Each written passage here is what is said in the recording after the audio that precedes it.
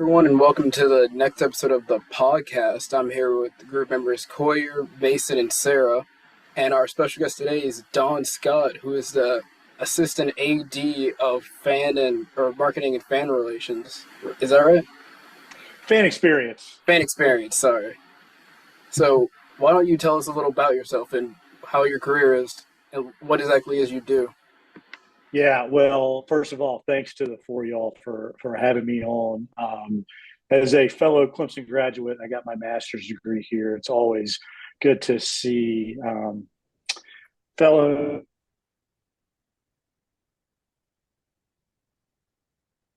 and in their academic pursuits, but when it marries up with their passion and certainly in the sports world, I take a shine to it. So I appreciate y'all having me. So as you said, I'm the assistant athletic director for marketing and fan experience. The fancy title for really saying like we create the core memories at the Clemson athletic events. We're the engine, the emotional engine. And so what that means is that all of the in-venue entertainment and all of the game presentation is run out of our department. So whether it's a advertisement on our video displays, a in-game contest between students at a softball game, or the fireworks that shoot off at the starting lineups of our Little John Coliseum events, men's and women's basketball, gymnastics. Our team curates all of that. So we work with the coaches, we work with the administrators, and other departments within CUAD, Clemson University Athletic Department, to create the best fan experience for every single Clemson fan at our home events, whether regardless of age, race, gender, religion, any of it. That's terrific, man. I I guess to start you off with a couple of questions. First off, I'm going to start you off with what are some of the biggest challenges you have with your role, and what would be like the most rewarding part of your job when it comes to that? Yeah. So I would just say the biggest challenge is bandwidth. We're a shop of three full-time members, three full-time exempt staff members, three graduate assistants.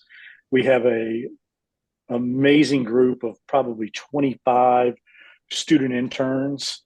But we've got 21 sports that we are always working on to create the best fan experience possible, whether it is a home women's tennis match or football versus South Carolina. We want to create the same experience for everyone. It can always be someone's first time on our campus, at our venues, seeing a Clemson game, whether you have an affinity towards Clemson, whether you're 3 years old and your mom and dad are taking you, your grandparents, your great-grandparents are taking you to your first game and you're going to grow up a Clemson Tiger fan, or whether you are, a foreign student coming to Clemson to continue your educational journey, and then you're coming to your first women's soccer game or your first men's basketball game. We want to, personalize the event for you so that win or lose, you have the best journey possible, the best experience possible. Awesome. All right. My question for you is, out of all your innovations to the game day experience, what do you think has been your most successful? And if you're okay with sharing it, what do you think has been your least successful? You want to talk Clemson or just my entire career? Your entire career in general. Wow. I would say not so much innovation, but one thing I'm always proud of is when I first transitioned in my career from media sales to the fan experience part of it. I was at Samford University in Birmingham, Alabama. And the year was 2011.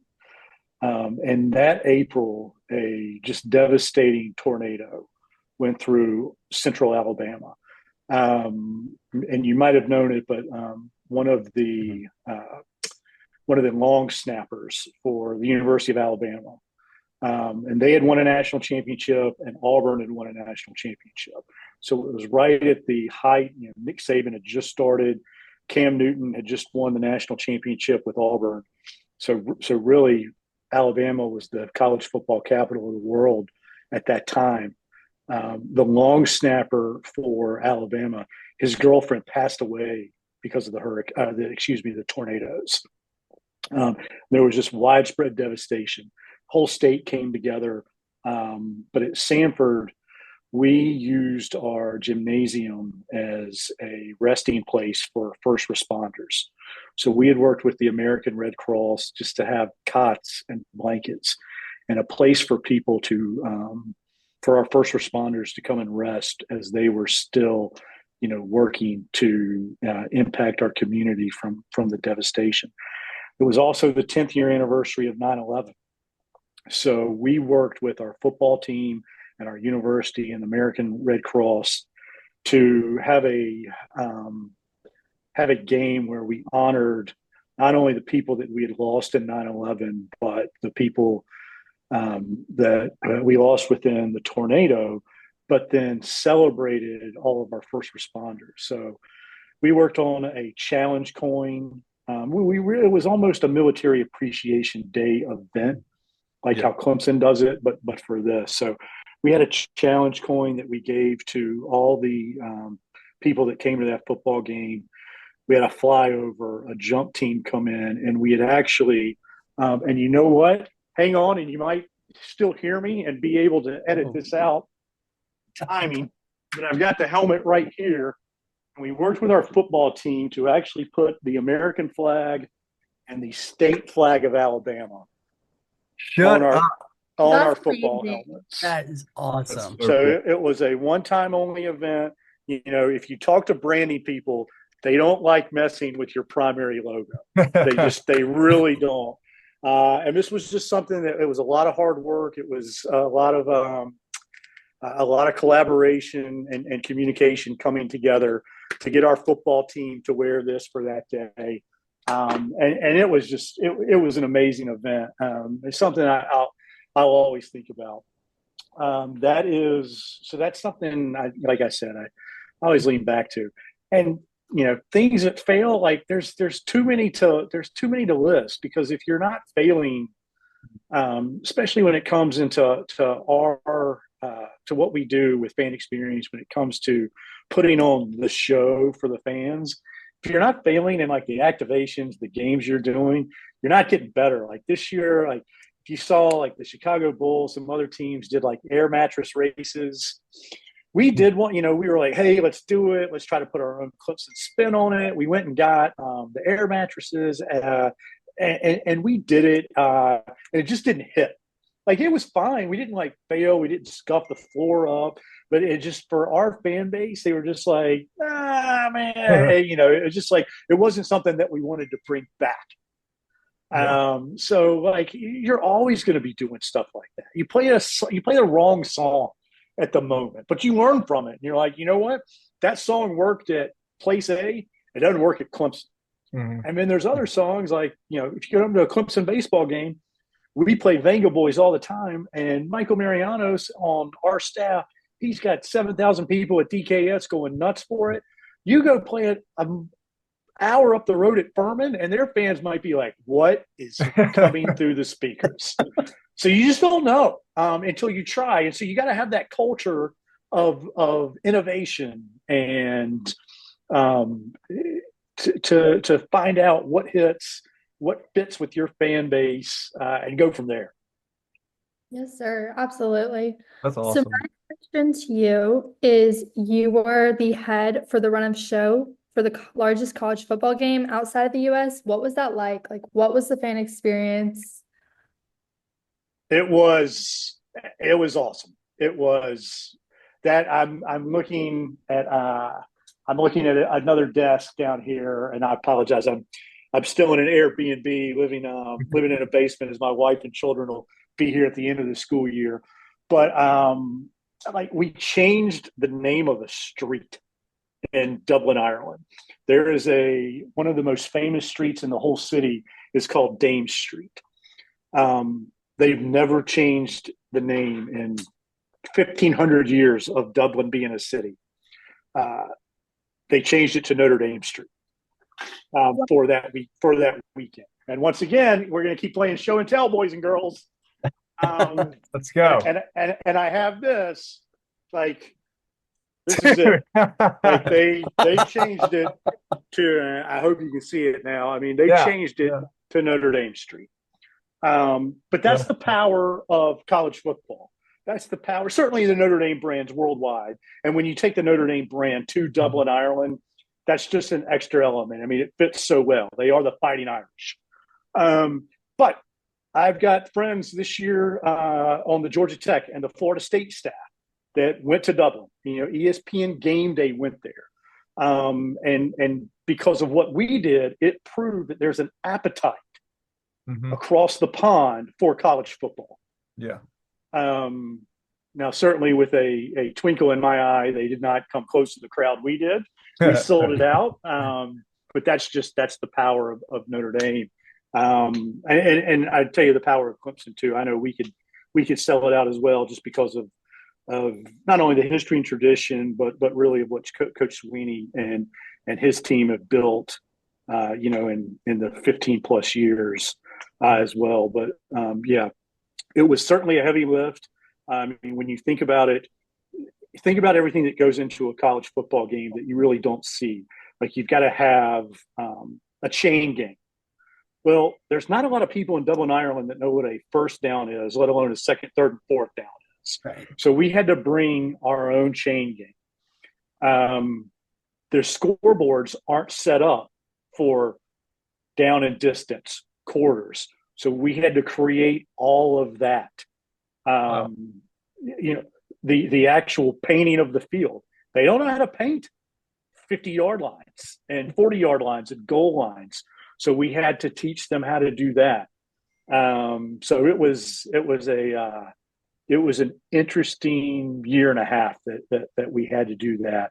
A lot of sleepless nights, but I tell you, I think one of the neatest things I did is that we did a flyover of 3 Osprey helicopters. And if you know anything about European stadiums, they are like right in the middle of the cities.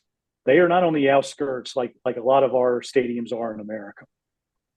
And then the next morning, reading the newspaper as we were getting back on the plane, and a little old lady said, "I thought we were getting invaded," because those 3 Ospreys were coming right over her neighborhood as they went in. Of course, she meant it a little facetiously, but what a great event it was to take college football, to Europe, and specifically to Dublin. That is so cool. And you said that took, what, a year and a half of preparation for that? It did. The year before, certainly we had about a 6-month leeway of trying to sign the contracts with everything. And then the year before the game, Nebraska and Northwestern played. And if you remember, the wireless in the stadium went down that day that Northwestern and Nebraska played. So they had to just give away free drinks. So everything from beer to water, because no one could pay, because, coming out of COVID, most of your payments are contactless and via your digital wallet. So we had a crew there at a site visit, just seeing it, and we were like, uh-oh, like here's the first thing. What happens if internet goes down? Now, it's one thing for the point of sale system, but you also have to remember we were going into communication of sidelines. Well, if you lose internet access, you lose access to that. So it was all those things that we had to put on our punch list of things that could go wrong. Because if something goes wrong at Clemson, if I forget something on game day, I just run across the street to McFadden and get it. If I forget a script, or if we forget a plaque that we're handing to someone, we just go across the street to get it. Well, when we were in Dublin, we couldn't go across the ocean and get it. So it was just we had to think of just everything that could have gone wrong and get duplicates and triplicates, just to be safe, because we wanted to put on the best and most clean show possible. Wow, that's awesome. That is amazing. Yeah, super cool. So you've seen or you've overseen like the major like military appreciation days and like Hall of Fame inductions. And obviously those are like very deep in tradition. So how do you honor tradition while also keeping it like fresh and engaging and new kind of for the audience?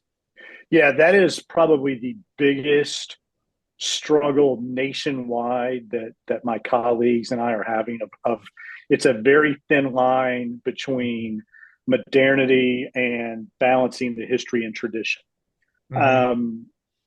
I'm smart enough to know, at least I think I'm smart enough to know that I shouldn't throw out the idea that we should stop running down the hill at Clemson before games. But how do we make it more exciting? How do we blend in current references, but also going back to what's going to create the best atmosphere for everyone? You're not going to please everyone, but remember, we have our older generation who graduated from Clemson. Their children graduated from Clemson. Their grandchildren have either graduated or are students right now. And then along with the four of y'all that are students, like Mhm. I'm going to tell you something, y'all's musical interests differ from that generation. But I'll also tell you the four of y'all's musical interests probably differ a little bit. Certainly, like if I pulled up all your Spotify's, there's going to be some crossover. Yeah. But I'm sure everyone's gone sort of their own way on that. So it is difficult. But especially in this digital sticky age, we can get feedback very quickly. We know what we're doing right, or I shouldn't say right or wrong, but we know what the fans like. And like I said, we always want to try something. Some people there's going to be some people that like, no, I want it this way, this way, this way. Now, of course, Mhm. sometimes you think you remember how you want to remember it. That might not necessarily have been how it was, Yeah. but you want to remember that. But it is certainly a challenge. Now, it's also we're very fortunate that we get to blend modern ideas with our history and tradition. There are Mhm. some places that don't have it. 55 plus years of the Tiger Paw, all those years of running down the hill, being in Death Valley since 1942 with crowds every single Saturday in the fall, just jam packed, no matter how big the stadium was. We're all five of us, we're very lucky that we've been able to come into this Clemson ecosystem. So I take that very seriously. And also I'm honored that I've been chosen to be one of the stewards, of this experience and of the journey that fans have, because it is special to them. You cut people open and purple and orange, comes out. They've got their Oh, yeah. rituals of this is where I park. I'm in lot 2, and we always have chicken wings the first game, Yep. chili the second game. Because of those rituals that people have is why the five of us are all here. Yeah. So I take it very seriously, but at the same time, we want to keep making those memories for all of our generations and the next generation. For sure. It's awesome. Sure. There is one thing that just came to my mind, and I'm kind of curious to know what your thoughts are on this. They recently changed the concession rules. Now we have alcoholic beverages during the games.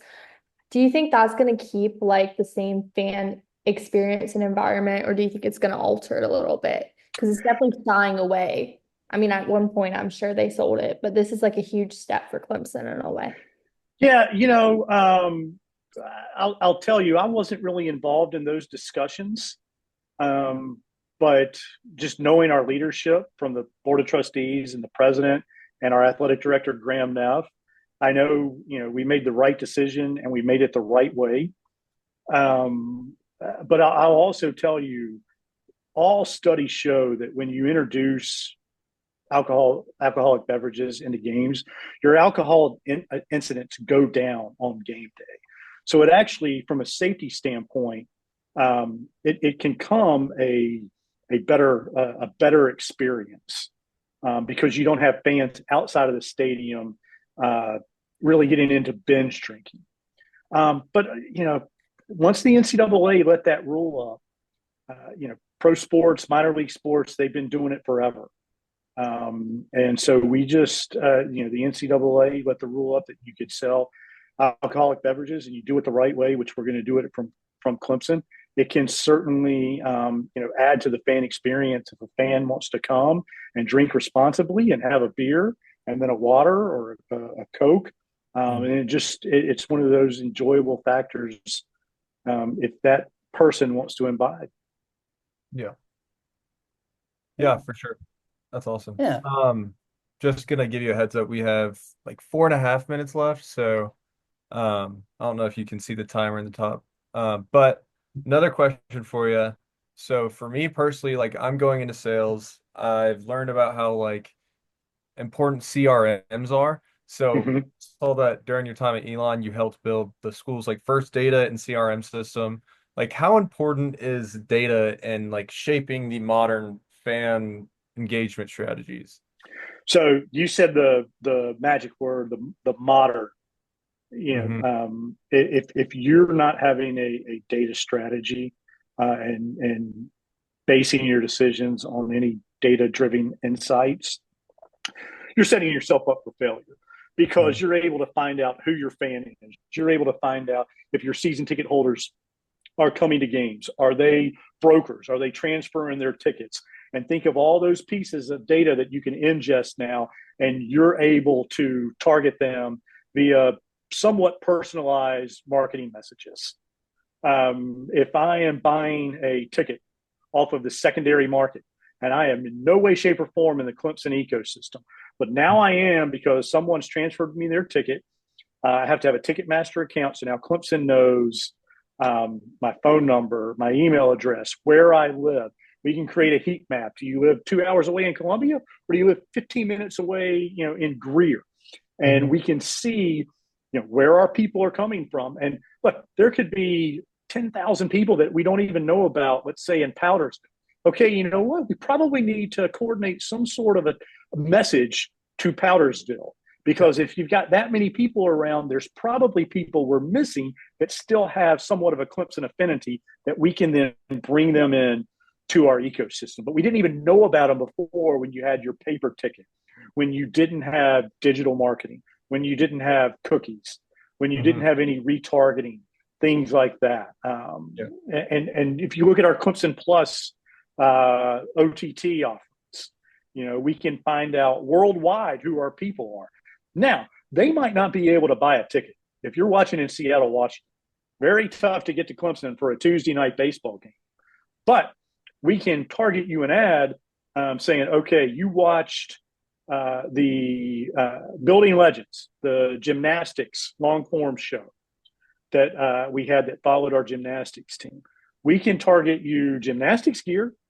And so that's money that we didn't have that's going to the student athlete experience.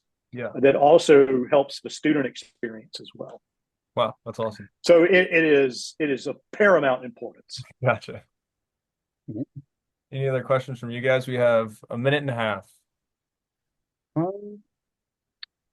I got nothing left. I think All right. you've covered the basis of everything. Yeah. I was gonna say.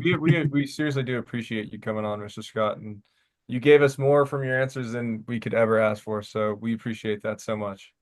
Well, it's my pleasure. And if y'all ever want to have me back, you know how to get me. I'm more than welcome. And I appreciate you having me on. And go Tigers. There we go. Go Go Tigers. Tigers. Thank you. It was incredibly Thank insightful. you. Very thankful for Thank this. you very much.